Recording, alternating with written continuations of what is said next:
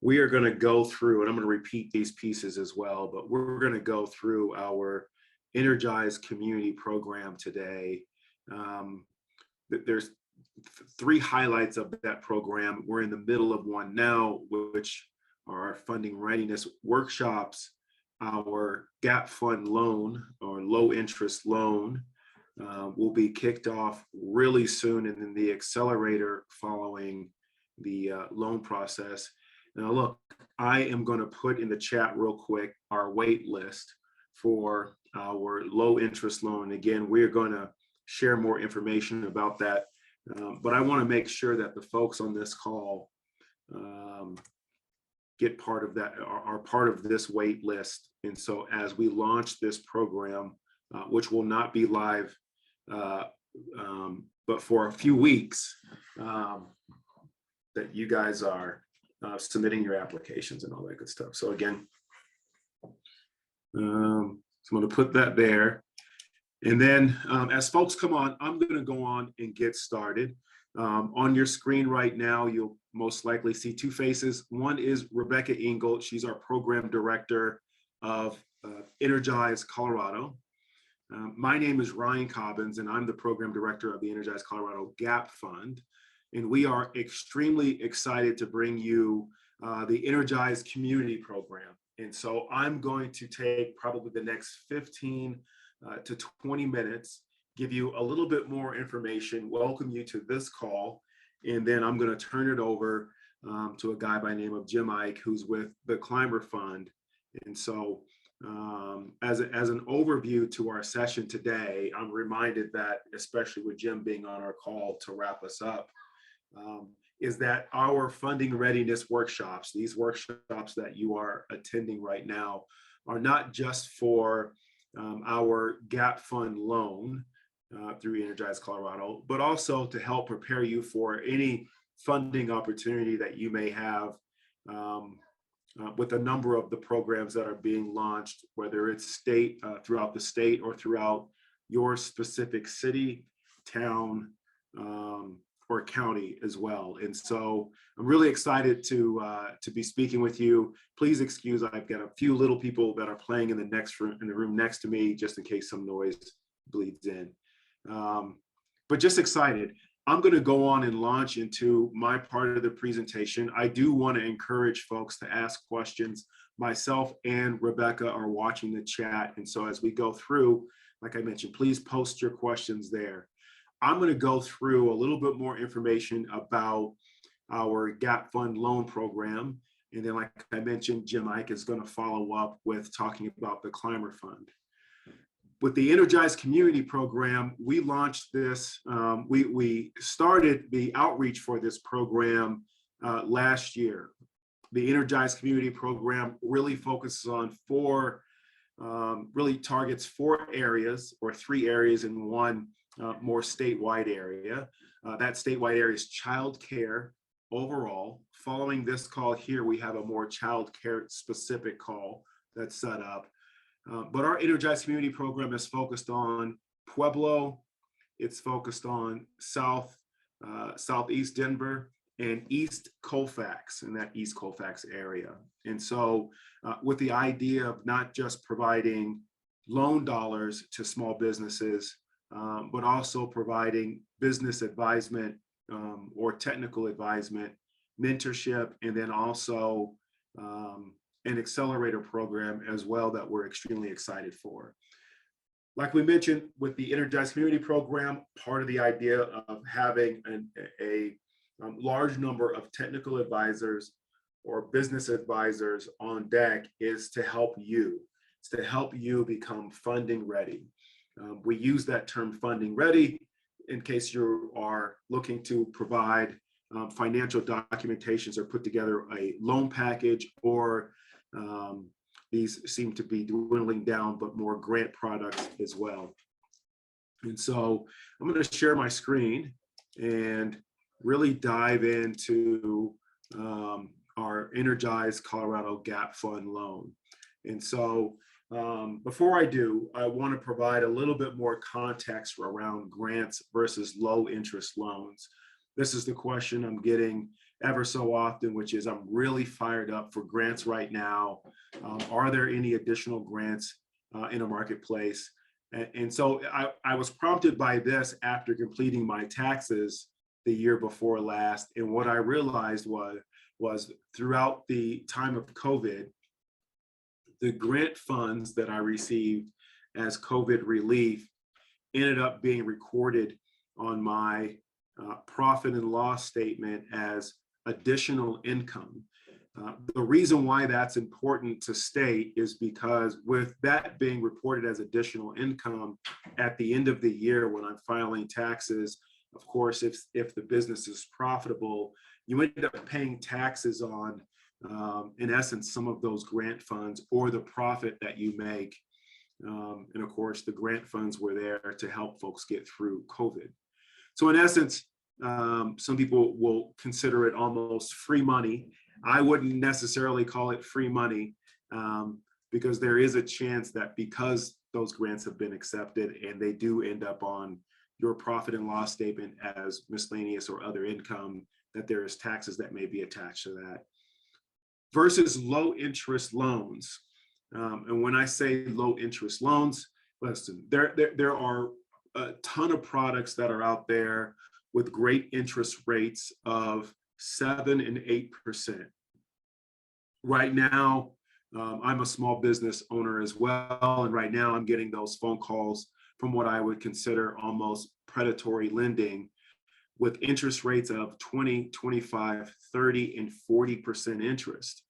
And of course, as a small business owner, and we've done this before, accepted some of those high interest loans just to keep our doors open.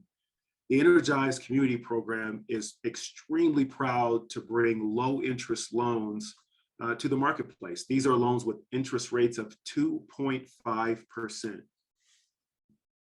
2.5% interest. And so when we talking about grants versus low interest loans, the impact of a low interest loan, of course, the interest payments you're able to write off on your taxes, on your profit and loss statement, instead of it being considered revenue, the interest is actually an expense that then lowers your tax liability. And so wanted to make sure I provided that. Like I mentioned, our gap fund loans are loan sizes of up to $20,000. Hey, Ryan, can we jump in before you move to this slide with a question? Yeah, absolutely. So it was asked, what if you're a nonprofit? Per your statement about taxes on grants, nonprofits don't have to pay that, correct? You know, that's a good question. I know about for-profits because I'm a for-profit business. And, you know, in addition to being the owner, I'm also the electrician, the plumber. I also do the bookkeeping and the accounting as well. I do not do our taxes. However, I know for-profit, it lowers our tax liability. I'm not sure how nonprofits file their taxes. I do know if we can't find that answer, one of our business advisors may. And so thanks for that. So I'm glancing over to make sure there's no other questions here. Thank you, Rebecca, for slowing me down there too. So like I mentioned, our loan sizes are up to $20,000 with terms of 36 months or 3 years. And like I mentioned, an interest rate of only 2.5%. One of the important things is figuring out, well, what can I use these loan dollars for? Our loan funds can be used for payroll, rent, lease payments, utilities, debt consolidation, working capital, equipment inventory, and capital improvements. I want to be clear, you know, one of the exciting things about our program, I just mentioned, you know, opportunities, I would say, that some small businesses have undertaken, which is accepting high interest loans to get through COVID or through other means, right? Or high interest credit cards. Small businesses have a higher utilization rate on credit cards. And so the ability to consolidate some of that debt, almost refinance some of that debt with our 2.5% interest loans. Part of it is being able to save a little bit of money at the end of the month to reinvest that money back into your business. So to be able to refinance that some of that debt to lower that monthly payment may be of some importance to you. As we go through, one of the things that we are going to be focused on is hand-holding our small business owners in some cases, but really helping them through completing the required documentation to apply for, like I mentioned at the onset, not just our Energize community program gap fund loan, but also other programs around the state also. And so some of these forms are quite universal. Let's dive right on into them. Business plan. You know, some loans will require a business plan and grants as well, and some do not. I use the business plan as a very important tool, especially starting off my business, to figure out different aspects of my business. What are my goals and objectives for my business, and how am I going to attain those? Some of the important pieces of a business plan that our workshops will walk you through is, what is your product or your service? How are you going to market your product or your service? What's your pricing mix? What are you going to price your product or your service at? What's your management? What's your leadership like? Do you have a leadership team? Can you describe that leadership team? And so that document is really your A to Z for your business. How are you going to market your business? Are you aware of your competitors that may be in your area? And as you think about some of those pieces of a business plan, what it's done for me is that it's helped me create a better business by recognizing some of the other pieces around my business, competitors, really diving into more research about pricing mix. Some of the other documents that may be needed for a loan would be entity documents. And these are documents in some cases you can find with the Colorado Secretary of State. These documents may include articles of organization, articles of incorporation, a certificate of good standing. Industry specific licensing may include things like a sales tax license, or if you're in the food and beverage business or industry, an environmental health license and other licenses, depending on your business. Address verification. In some cases, this document is as simple as grabbing a utility bill or bank statement that has the address of your business on it. Your personal and business bank statements. And in some cases, we're asking, most loans will ask for roughly 3 months of your personal and your business accounts. Your personal and business tax returns, I put on here 1 to 2 years. And so our gap fund loan is for businesses that have been in operation for at least 2 years. And so with this, recognizing that 2021 just ended, and some folks may have completed information or completed the form to get an extension to file their taxes. So even though they may have opened up business 2 years ago, they may only have 1 year of a business tax return. And of course, again, this is personal and business taxes. Robin, thanks for that question. Why is this? Are you personally backing the loan? And so a lot of these documents, and we'll go through the next few here in a second, but organizations do want to know whether or not you can pay back the loan. And so even though our loan is a 2.5 interest, low interest loan, which lowers your monthly payment, some of these documents are used to be able to tell profit and loss, right? Do you have the capacity to take on additional debt? Now, there's other things that we will also, for our loan product, be evaluating, things like character, which is an important piece for small businesses. And so thank you for that question. And let me know too, Robin, if I didn't answer that. Profit and loss statement, like I mentioned, or income statement, balance sheet. And keeping in mind that for some of these documents to complete, for example, in order to do your business tax returns, for the most part, you'll need your profit and loss statement. Some folks will consider that an income statement as well, one of the same. And you'd also need a balance sheet.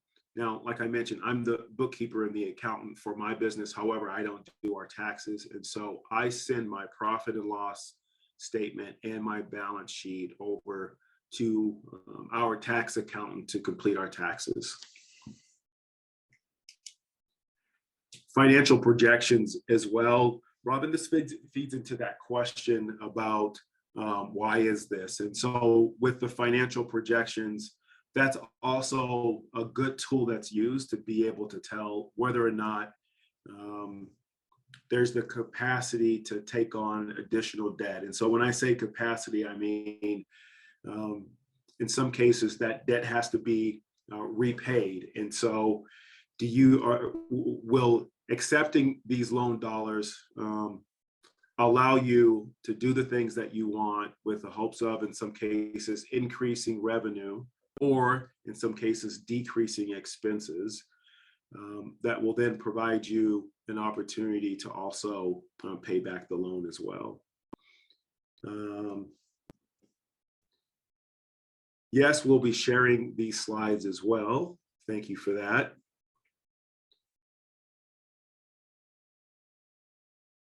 And Robin also, so the question is, so if the organization were to default on the loan, would I be personally liable for paying it back as the executive director? And so that's a very good question. I've seen it, I haven't seen it happen, but I've seen it done in the sense of typically it's the business, or in some cases that I'm familiar with, a LLC that's taking out a loan product. In some cases, depending on the size of the loan, and this will be for other loan products that folks may apply for around the state, may ask for what's called a personal guarantee.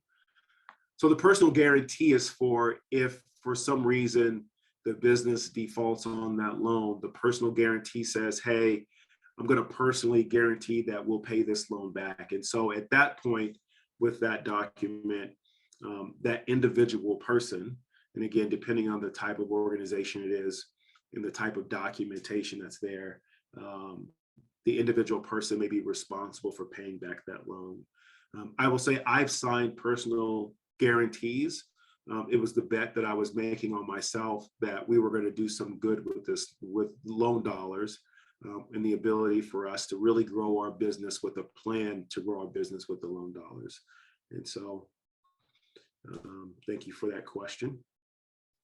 We talked about, I don't know if we mentioned financial projections, but in addition to profit and loss balance sheet, the financial projections, it's also a good tool so that, especially as we get out of the COVID times, your ability to show how resilient your business is. What does your business look like a year from now, 2 years from now, or 3 years from now? What revenue are you anticipating? What profit may you be anticipating? And so a very important document. In some cases, you're able to build the financial projections based on the lag information or historical information that's shown from the profit and loss statement to be able to build out what does revenue look like in the future based on some past trends. What do our expenses look like based on some past trends, and also what we may anticipate in the future with increased costs to specific pieces. And then the other piece is quotes for equipment to be purchased. These are information that I know I've had to supply before, where lenders just want to know where's the money going. And in some cases, some lenders, other programs around the state may actually cut checks directly to some of those vendors that you may have. And so as you look at this as you look at this slide as well, you'll see business plan, profit and loss, balance sheet, and financial projections are in a different color. those are specific workshops that we have set up and designed specifically for you, specifically for the small business owner in mind that we recognize is extremely busy on a regular basis. A list of collateral may be required as well. Let's jump into ineligible borrowers. And so, you know, ineligible borrowers would be anybody in the cannabis business, gambling businesses. Our gap fund loan is really geared toward small micro businesses with fewer than 25 employees. And yes, there are programs that are available for individuals with more than 25 employees. Of course, the Climber Fund we'll talk about and speak about here pretty soon. And then, like I mentioned, businesses operating less than 2 years. I'm going to stop sharing my screen real quick, Rebecca, and we can dive into, we'll dive a little bit more into some questions, and then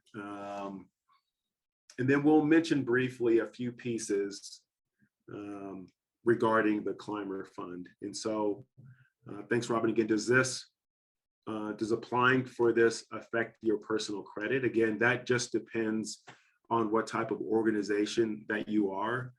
For a sole proprietor, or even for myself as an LLC, I file my taxes with my individual taxes as well. And so my credit is one and the same and wrapped in together. And so, and you're a 501, and I'm not too familiar with nonprofits and how they work, but we could definitely, if you could, Robin, do me a favor, and I'm sure we have your email address, but let's make sure that we stay connected so that we can get you the answers to your questions here shortly. And Robin, I would add, this is Rebecca Engel. I'm the program director for EC. We actually have a couple of business advisors who just joined us who are have a finance background and specifically around nonprofits. So actually, I will drop my email in the chat, and if you connect with me directly, I will be sure to get you connected to one of those nonprofit experts, and we would be happy to match you up so you can get all those questions answered. Thank you for that, Rebecca. I'm going to do a real brief preview as we wait for Jim to log on the Climber Fund real quick. And then, like I mentioned, we'll continue to watch the chat as well. We will be pushing all of this information out, information regarding our Energize community program, gap fund loan, and also the Climber Fund as well. And so, which will include the information that's on these slides. I'll mention. Ryan, I'm sorry. Yep, go ahead. One more question came in that I want to make sure we get to about, is this program not for new businesses? So another good question. This program is specifically for businesses that, and shouldn't say specifically, but this program is for businesses that have been in operation for 2 years. There are some programs that are coming up that'll be geared toward businesses, startup businesses, or businesses that have started in less than a year. The Startup Loan Fund is one of those. During one of our last calls, we had a presentation on that as well. And so, and we'll get that information out as well. And that's called the Startup Loan Fund. Great. So Jim is on. I'm unable to promote him to panelist for some reason.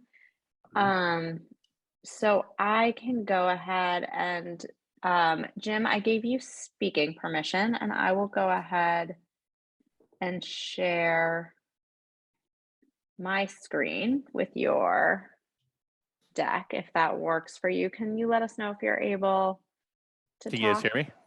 Yes. Excellent. Thank you. I don't know why I am unable to promote you to panelist, but. Oh, hold on. I just got a pop-up that says. Oh, great. All right, there you are. So you should be able to share your video and share your screen. Thank you so much for being here. Well, thank you Um, very much for having me. yeah, so I will let you introduce yourself, let people know about the Climber Fund, and jump in and share your screen when you're ready. Let me get I was going to have you do it, but this works And out. Jim, while you settle in, I'll do a real quick 10-second intro. I know one of the questions that we've had is additional products around the state of Colorado. Jim's going to preview the Climber Fund. Um, and like I mentioned before, there are opportunities for folks that are looking for loan funds if you've just started your business. This is a great program, and I know I've received a lot of information.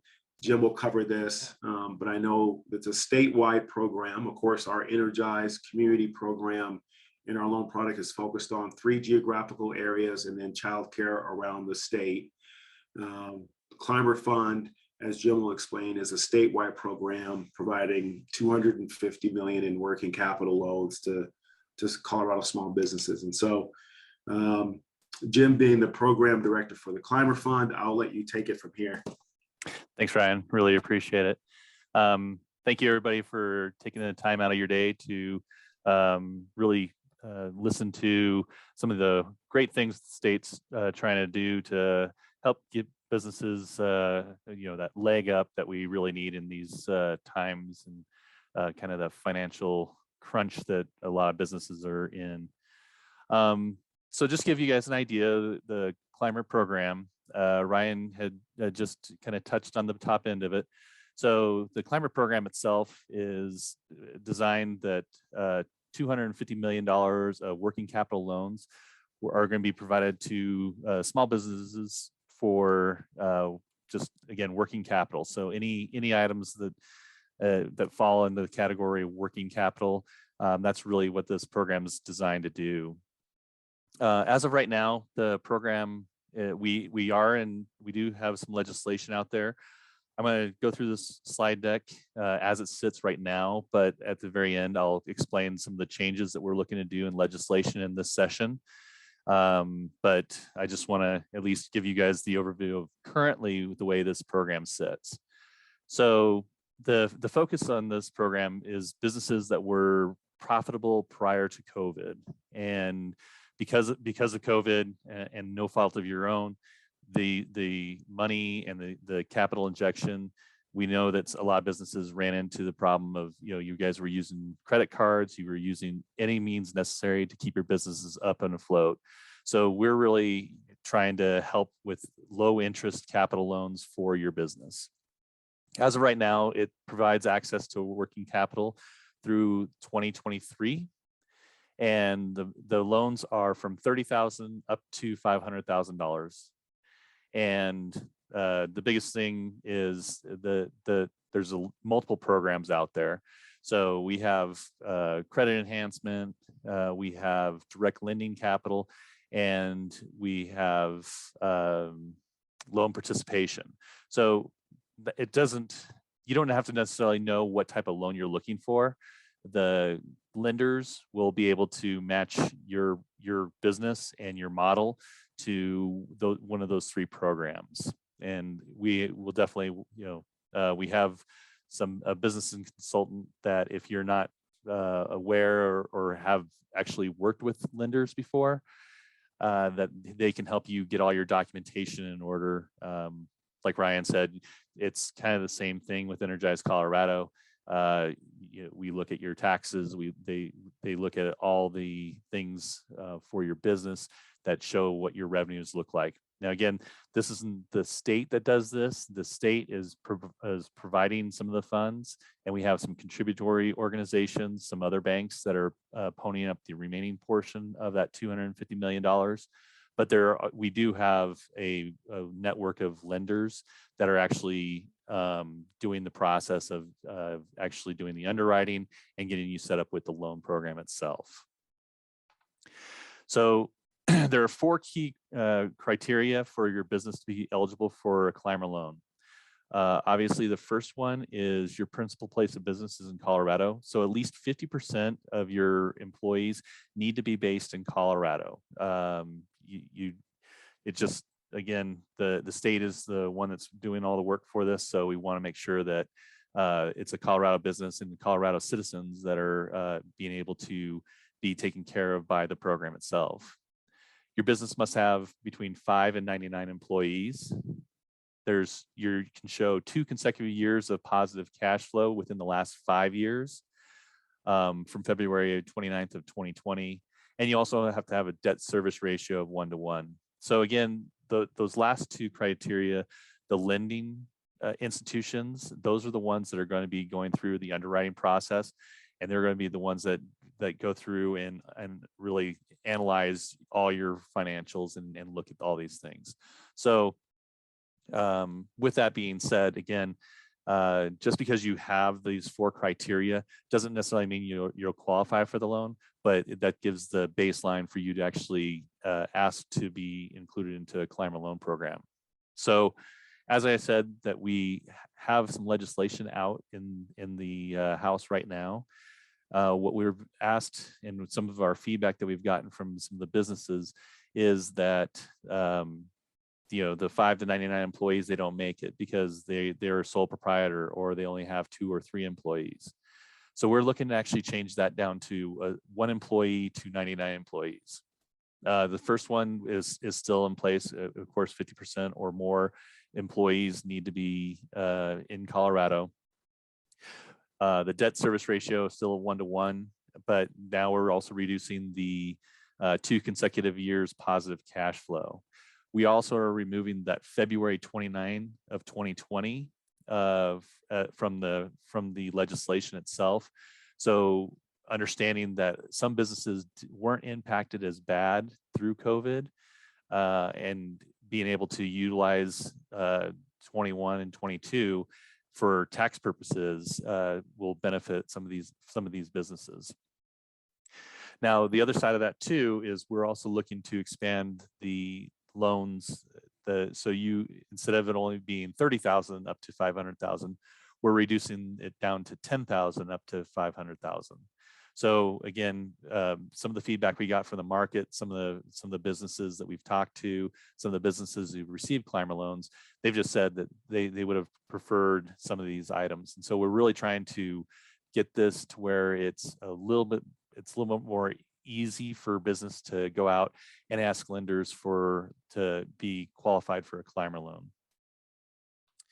Now, again, going back into working capital. So you can see that there's a number of things that you as a business owner can use the climate loan fund for. Inventory, payroll, machinery, vehicles, operating maintenance, rent is a big one, taking care of some taxes.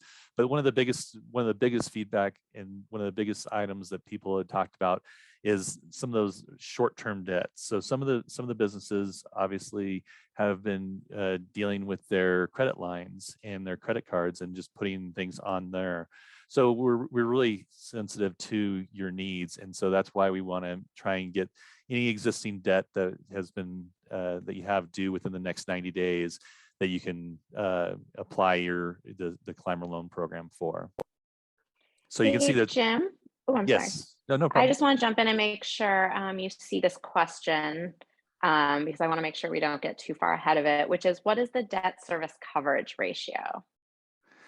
So a debt service coverage ratio is simply the easiest way to think about it. And I know for a lot of business owners, finance is not your number one knowledge base, but the easiest way to think about a debt service coverage ratio is if you take all your bills, everything that you owe on a monthly basis, and you take what your revenues are your revenues more?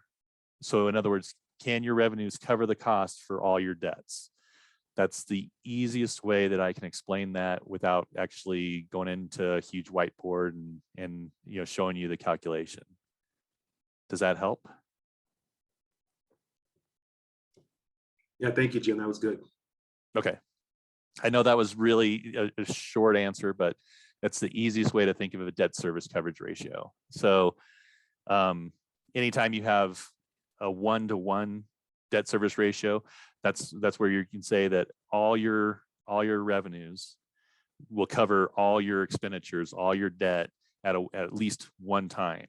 If you have double the amount of revenues, so you have twice as much of what needs to be covered for your debt service, then that's a ratio of 2 to 1. So you can just kind of think about that. The more that you make and the more times that you can pay your debt off, that's that debt service ratio. So again, the program itself, we're trying to make it as flexible and easy for business owners to do whatever they need to do for their business in order to be profitable, to grow, or just to keep their doors open. And you can see that it gives you guys a lot of flexibility on what working capital is. So for you that are interested, we do have a website, and it's the www.climber-colorado.com. And when you go out there, it will actually go through the process and ask you those initial questions. Do you have more than 50% of your employees here in Colorado? Yes, no. And it will help you weed through and see if you would qualify for the program. Now, again, we have it set up as of current legislation, but we are looking to change the legislation around. So by the end of this session, we'll know whether our new bill has passed or not. So keep your eyes on that website, and it will help you tremendously because it gives you a lot of information. It gives you a workbook to actually go through and see all the normal qualification criteria that lenders look for, as well as it gives you just some really quick and good knowledge of the lenders that are going to be in your area. So any other questions? And for those of you who are interested in Climber and would like, and maybe you don't have a lot of knowledge or have a lot of contacts with some lenders, I would recommend reaching out to Danny over at Apex Business Consulting, and his group is there to help any business start pulling your list together, getting your business financials all in order, and getting you actually ready to go to see a lender. Thank you, Jim. I am scanning the chat. Don't have additional questions, which is most likely a good sign of a great presentation. Thank you, guys. I really do appreciate it. And yeah, let's give one more minute for any remaining questions to come in. I have just dropped in the chat that if you'd like to be connected with a business advisor, we have people just waiting in the wings to match with businesses and support you in getting your documents ready and answering your questions. As I mentioned, many have specialties, so we can connect you with the right person. And also sign up for our additional sessions to learn about creating business plans and all of the financial documents that you'll need to apply for either of these loans. And we will be sending out this recording as well as these 2 decks and information in other languages as well to everyone, so that you have the information. Finally, here is the GAP Fund loan waitlist that you can add your name to so that you hear as soon as the GAP Fund opens. So please send final questions. And if there aren't any, we hope to be in touch and see your applications come in. Jim, thanks again for being here. I really appreciate it. Thank you guys for giving me the opportunity to present. all right. Thank you, Jim. Thanks, Rebecca. And with that, we'll sign off. I don't see any questions. All right. Thank you, guys. Thanks, everybody. Bye.